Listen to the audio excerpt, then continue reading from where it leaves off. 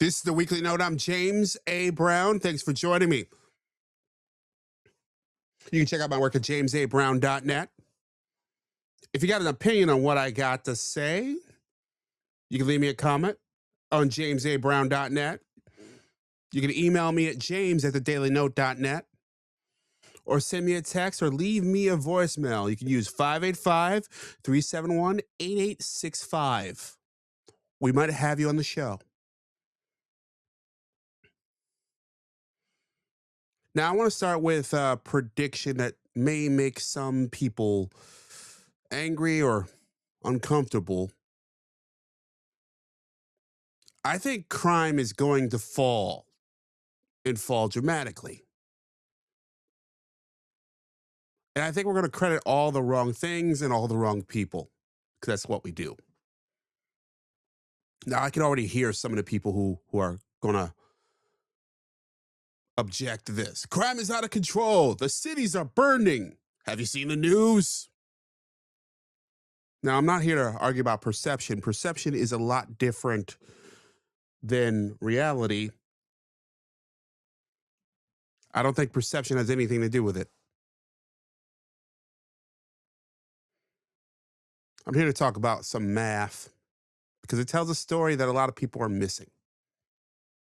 There's a concept known as the crime age curve.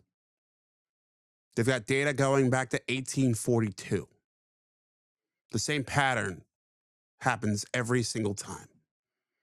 Criminal behavior increases in adolescence. It peaks in teenage years, roughly 15 to 19. Then it declines into the early 20s and keeps on declining for the rest of our lives. Think about it. Teenagers are idiots. I was an idiot.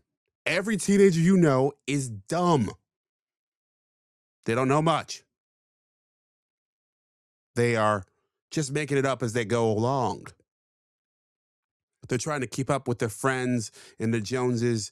And if they're in the wrong place, if they're surrounded with not enough care, if their incentives are wrong, if there's no one to set them straight, they veer off and they do stupid stuff. And that includes crime, drugs, gangs. It's not about race or class or culture or parenting or video games or whatever else people want to blame. This is biology. We're dumb, especially young men. We take more risks. We're more impulsive. We respond more intensely to peer pressure. We have less impulse control. Our brains as teenagers, the part of our brain that handles judgment, I think it's the prefrontal cortex, and the thought about consequences, it doesn't develop for a long, long time, not fully. But the good thing about it is that it's not a permanent condition. People age out of it. We get jobs. We have families. We meet people.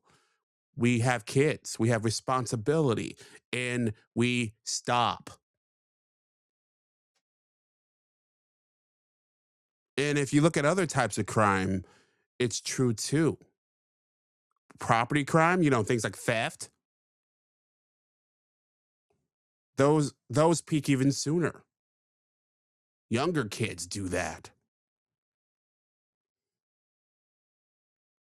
The age crime curve is reliable across culture. You can argue about why it happens, but you can't argue that it exists.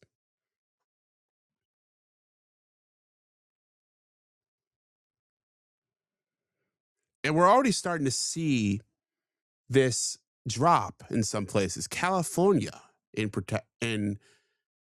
particular. The violent felony arrest rate for young adults ages 18 to 22 dropped dramatically. was cut in half in 25 years.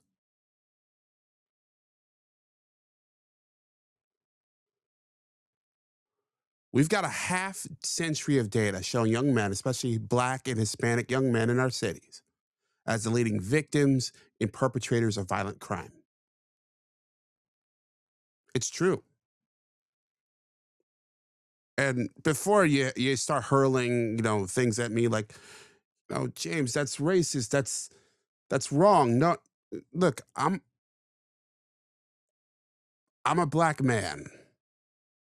I'm talking about where I come from. I'm talking about people who grew up like I grew up. And we are overwhelmingly the victims and perpetrators of violence in numbers that should have shocked us long ago. And what I believe is that in the years to come, as we see fewer black men, fewer kids, period, we're going to see violent crime drop. Not because we solved anything, not because we addressed root causes. It's just going to happen. And here's what I think. I think that politicians will take credit. Whatever policy that was in place at the time, whether they're tough on crime or what have you, and they're going to claim that that did it. But I think the truth is, what's happening has nothing to do with them.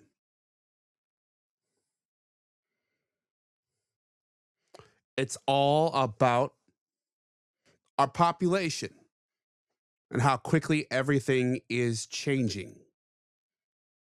This is the Weekly Note. I'm James A. Brown.